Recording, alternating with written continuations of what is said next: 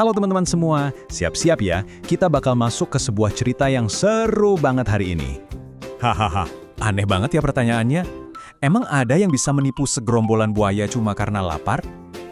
Ada loh, dan sebentar lagi kalian bakal dengar ceritanya. Kenalin, namaku Kancil. Yap, itu aku.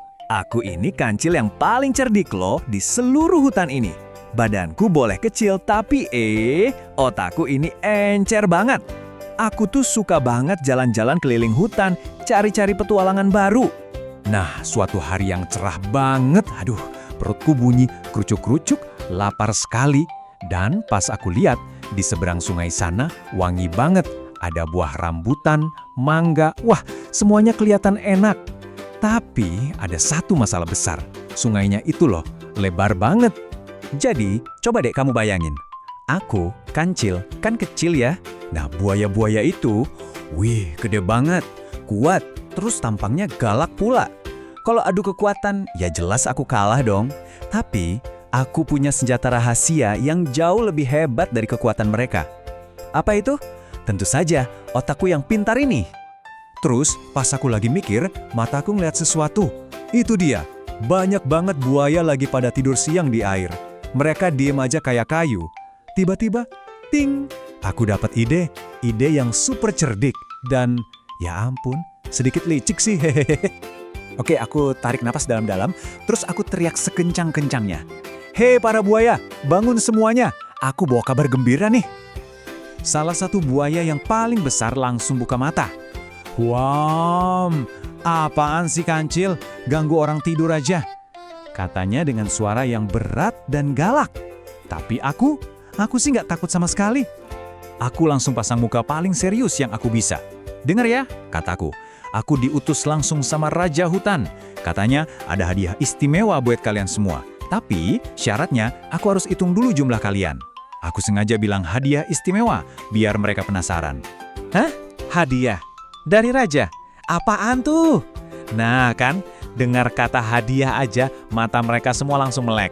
Kelihatan banget kalau mereka serakah. Rencanaku berjalan mulus. Oke, karena mereka udah tertarik, aku langsung kasih perintah. Dengerin baik-baik, kataku.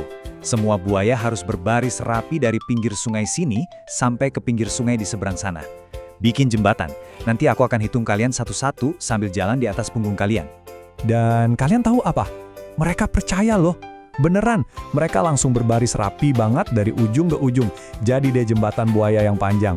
Wah, aku sampai senyum-senyum sendiri. Ini pasti seru. Oke, siap-siap ya. Aku langsung lompat ke punggung buaya pertama. 1. Lompat lagi ke buaya berikutnya. 2. Punggung mereka agak licin, tapi asyik juga rasanya. Dan 3. Aku terus melompat sambil teriak angkanya. Seru banget. 4, 5, 6, 7. Aku terus melompat dari satu punggung buaya ke punggung buaya lainnya. Makin lama makin dekat nih sama buah-buahan enak itu. Dan para buaya itu, mereka cuma diam saja, bangga dihitung sama utusan Raja Hutan katanya. Dan lompatan terakhir, hap, aku berhasil sampai di seberang. Hore, aku selamat. Dan wangi buah-buahannya, enak banget.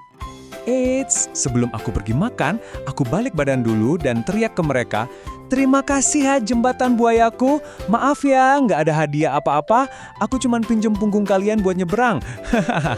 Aku bisa bayangin muka mereka pasti kaget banget. Wah, mereka langsung marah besar, grrr, mulut mereka mengap semua mau nangkap aku. Tapi ya terlambat, aku kan sudah di darat dengan aman. Dadah buaya-buaya, aku mau pesta buah dulu ya. Gimana? Seru kan petualanganku tadi? Tapi teman-teman, cerita kayak gini tuh bukan cuma buat hiburan loh. Cerita kancil ini udah terkenal banget di seluruh Asia Tenggara. Dan diceritakan turun-temurun buat ngasih pelajaran berharga. Nah, kira-kira apa ya pelajarannya? Nah, yang paling penting dari ceritaku tadi adalah jadi cerdik itu ternyata bisa lebih hebat daripada jadi kuat. Aku kan kecil, tapi karena aku pakai otak, aku bisa mengalahkan buaya-buaya yang gede itu.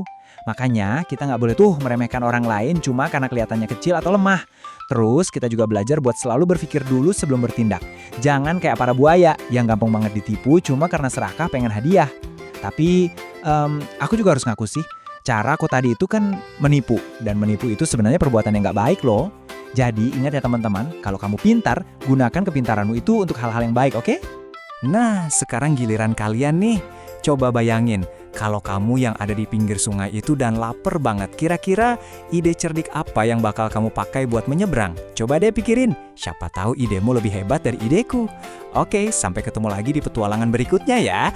Dadah!